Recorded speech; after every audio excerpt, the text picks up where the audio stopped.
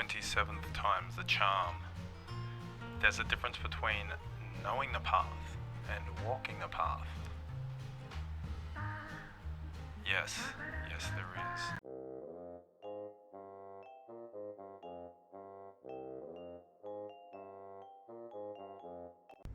So in the last video I said, basically, made it sound like I'm saying don't chase your dreams. That's not what I mean. I'm a 50-year-old, overweight, conventionally uncoordinated guy. If my dream is to become a professional basketball player or something like that, that's an unrealistic, unattainable goal. It's just impossible.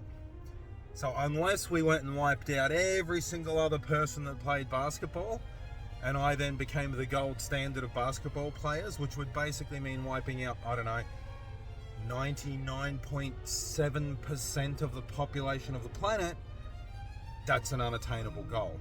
And wiping out 99.7% of the population is also an unattainable goal, if that was my goal. My point is, there's a statement made that has taken on derogatory become derogatory as know your place. My place isn't playing professional basketball. My place isn't being a Rhodes Scholar. My place isn't being a debater. I mean, debating the masses. You know, a mass debater, that's a different subject. But I don't formulate things in a good enough way to be a debater of much. So my point is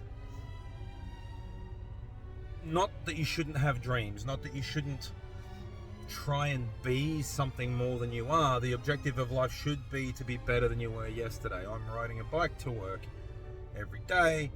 I'm automatically feeling better, even though I'm not really making any physical changes at present to my body. I'm still overweight. It's really hard to tell whether I've lost weight because I'm right at the maximum end of domestic scales, and I'm not taking myself down to like a commercial scale somewhere just to see how fat I am or I'm not. But that's an achievable goal. Ride a bit, then ride a bit more, then ride a bit more. Eat a bit less, then eat a bit less, and then eat a bit less. These are achievable goals. These are things that plebs can do. It's just important to realize what is and what isn't realistic. It is really important to realize what is and isn't realistic. I mean, my first realistic goal should probably be remembering what microphone I'm using. But some things are achievable, some things aren't. Anyway, my whole point about the whole thing the other day wasn't to not have dreams. It wasn't to not move forward. It wasn't to try and succeed, but to work out what your limitations are. I've said before, I did a thing on motivation, and part of it is if you fall forward and get back up, you've actually moved forward.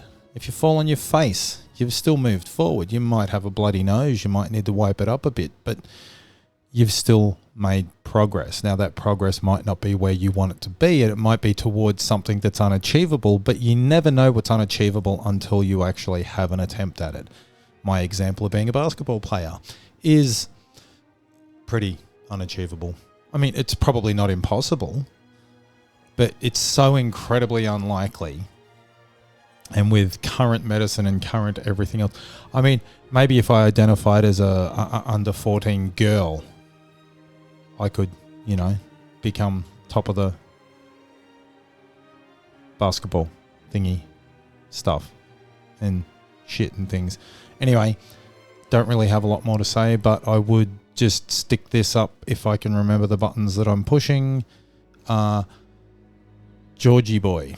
Part of the issue of achievement is being able to set realistic goals, but that's one of the hardest things to do because you don't always know exactly where you're going, and you shouldn't. So yes, the journey is the most important thing. It's making progress. It's being better today than you were yesterday. I said that as well. Sometimes you're not. But again, even if you fall on your face, in theory, you're better than you were yesterday. And that's all I've got to say about that. If you can't be good at it. Be excellent to each other. And cheers, big ears.